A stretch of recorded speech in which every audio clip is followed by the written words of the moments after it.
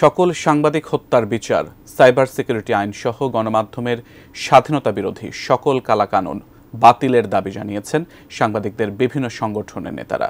সেই সঙ্গে সাংবাদিক সুরক্ষা আইন প্রণয়ন সহ ৯ দফা বাস্তবায়নেরও দাবি তাদের। নিন্দা জানিয়েছেন সাংবাদিকদের বিরুদ্ধে গণহারে খুনের মামলা দেয়ার। জাতীয় প্রেস ক্লাবের সামনে বাংলাদেশ ফেডারেল সাংবাদিক ইউনিয়ন, বিএফইউজে ও ঢাকা সাংবাদিক ইউনিয়ন, ডিইউজের একাংশের উদ্যোগে সমাবেশ।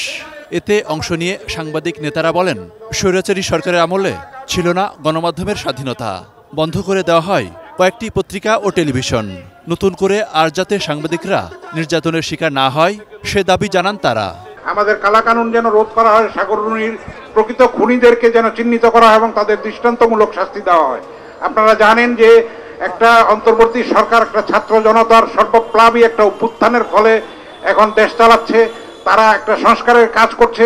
ফেসিবাদের দালাল আছে, দালালি করেছে, ছাত্রদের রক্ত, শিশুদের রক্ত জড়ানোর সাথে কিছু কিছু সাংবাদিক জড়িত আছে। অস্বীকার করার পরে রাষ্ট্রকে ফেসিবাদী রাষ্ট্রে দেওয়ার জন্য হাসিনাকে যারা কুপ্রবাসে এই সাংবাদিক আছে, আমরা তাদের বিচার চাই। কিন্তু গণহারে সবাইকে আপনারা আসামি করবেন, এটা আমরা অন্তত মেনে নিতে পারি না একটা পেশাদার সাংবাদিক হিসেবে। এলো ভিশন মুশকিল আসান অফার। যে কোনো ব্র্যান্ডের পুরনো ফ্রিজ নিয়ে চলে আসুন ভিশন শোরুমে আর নিয়ে যান নতুন ভিশন ফ্রিজ 20% পর্যন্ত ছাড়। এ সময় অভিযোগ করা হয়, গত 16 বছরে সারা দেশে 65 জন সাংবাদিককে হত্যা করা হয়েছে। সাংবাদিক সমাজ সিদ্ধান্ত নেবে আপনাদের ভবিষ্যৎ। সমাবেশে অংশ নিয়ে বিএনপি নেতা শামসুজ্জামান দুদু এবং হাবিবুর রহমান হাবিব ছাত্র জনতার বিজয় যাতে কেউ বিনষ্ট করতে না পারে সে ব্যাপারে সাংবাদিকদের ঐক্যবদ্ধ থাকার আহ্বান জানান।